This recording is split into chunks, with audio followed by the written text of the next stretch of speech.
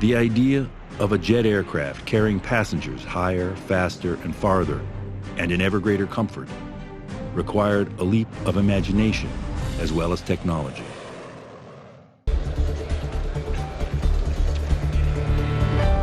Airports are the 21st century crossroads. More than 8 million people travel by air every day, over 3 billion every year. We live in a time when air travel is available to almost everyone on the planet. Travel on this scale happened because of one thing: the jet airplane. Jets take off every second of every day.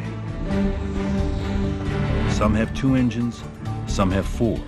They come from Boeing, Airbus, Embraer, Bombardier, and others. But large or small, no matter the airline, almost all share a shape. The wings swept back from the fuselage, with the jet engines suspended beneath. It is a design so perfect that it has barely changed in over 60 years for all of the jet age. How this modern jetliner came to be is the story of 3 Boeing jets and secrets discovered in a German forest at the close of World War II.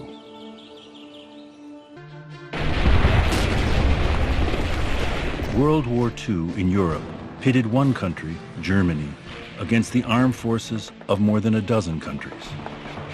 But the German military believed it would be victorious. In secret, for over a decade, the Nazis had been developing what they called Wunderwaffen, wonder weapons. The Germans had been investing huge amounts of money, time, and effort in the notion of super weapons, including the most advanced airplanes, designs, and research. The Germans had built the world's first operational jet fighter, the Messerschmitt Me-262. It marked the beginning of a revolution in high-speed flight. The Me-262 was the fastest plane in the sky, but the German Air Force, the Luftwaffe, had been working on even more advanced designs. At the tail end of the war, the Allies began to report, particularly from Germany, sightings of these strangely shaped German aircraft with swept wings. Aircraft with wings that swept back from the body of the plane like an arrow. Every airplane since the Wright brothers had featured straight wings positioned perpendicular to the body of the aircraft. With the Nazi regime facing defeat, all of its expertise and technology were up for grabs. There was a program called Lusty, which was a Luftwaffe secret technology project. There was a race to get this technology.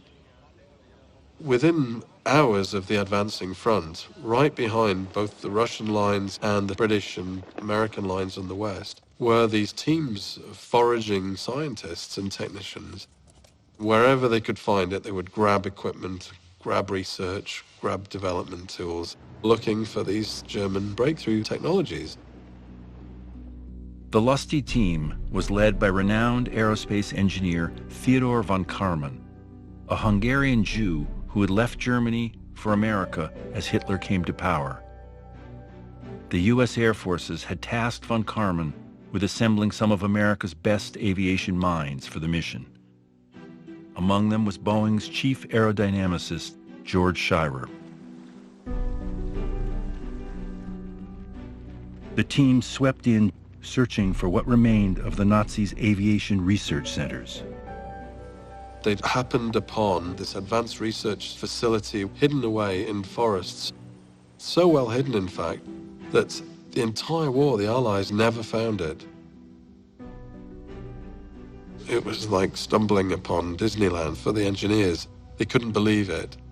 It had been camouflaged to such a degree that even the rooftops had grass planted on them, and storks had actually built nests in the grass on the tops of the roofs, and no one in the U.S. Army Air Forces had ever heard of this institution, although it had been up and running for 10 years.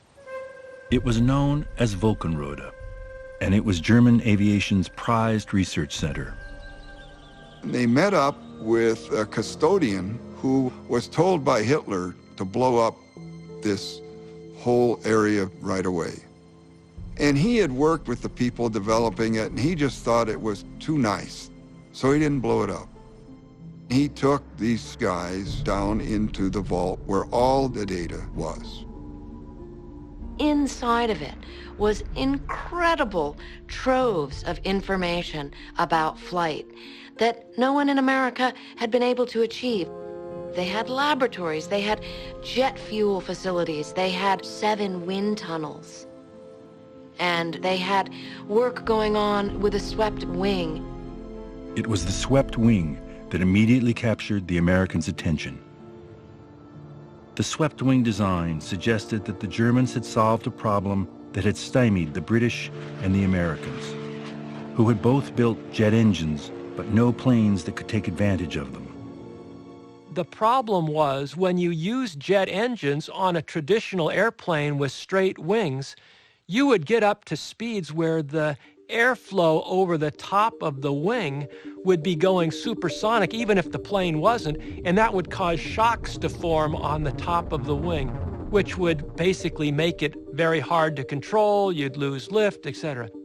By sweeping the wings, the Germans were able to delay the onset of these shocks on the top of the wing, and that allowed them to take advantage of the jet engine. The swept wing data wasn't the only surprise the Americans found at Wolkenrode. They also found the man in charge, Adolf Bussmann, one of Germany's leading aerodynamicists, and a former colleague of von Karman's before the war. Bussmann was puzzled by their amazement over the swept wing.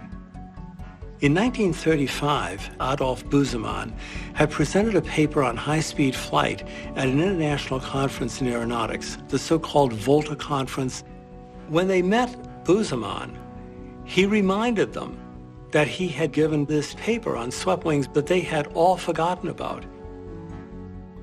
Many of the world's important aerodynamicists had attended the conference, including von Karman himself. Very few people at the meeting paid attention to it. However, the Germans paid attention to it, and within a year, they classified the concept of the swept wing. Boeing was in a competition with 3 other companies to produce the next generation American bomber, a jet. It would be called the B-47. For nearly 2 years, Boeing had been working on a design with straight wings. But changing to the unproven swept wing configuration was a risk. Up until that time, virtually all airplanes had been designed with the engines embedded in the wing. Boeing decided that was too dangerous because if something went wrong with the engine, it blew up, it would severely damage the airplane. The Boeing designers had painful memories of the engine fires that had plagued the development of the B-29 bomber. So they came up with this wild notion, which was really wild, of hanging the engines under the wings. The radical new design would suspend the engines on struts, hanging below the wing in small pods. Mounting them on pods needed a lot of detailed design work in the wind tunnel to get it just right. And it had to be just right. If you're a few percent out, you were in considerable trouble. Where a wing develops a curious kind of vibration. The guys testing the mock-up in the wind tunnel, they're trying to see whether the plane is stable, and bits would blow off, bits would break off. It was an impossible task because the wing really moved around like jello. They went through this process of having to tame the plane. A process of trial and error revealed that the weight of the engines themselves, placed at critical points below the wing, brought the flutter under control. They proved this crucial thing. This is a really transforming wing. This wing doubled the speed at which we could fly. And this was done by just a handful of people in that wind tunnel. So by 1947, They were developing the world's first swept-wing large aircraft, the first B-47. And when they demonstrate the B-47 for the first time to the Air Force sent a fighter up to chase it, but it was an old generation fighter, and they lost the bomber. They couldn't find it. The bomber was faster than the fighter. That had never happened before. Boeing got the contract to build a fleet of B-47s. But the B-47 was a military plane, not a passenger jet. The idea of a jet aircraft carrying passengers higher, faster, and farther, and in ever greater comfort, required a leap of imagination as well as technology.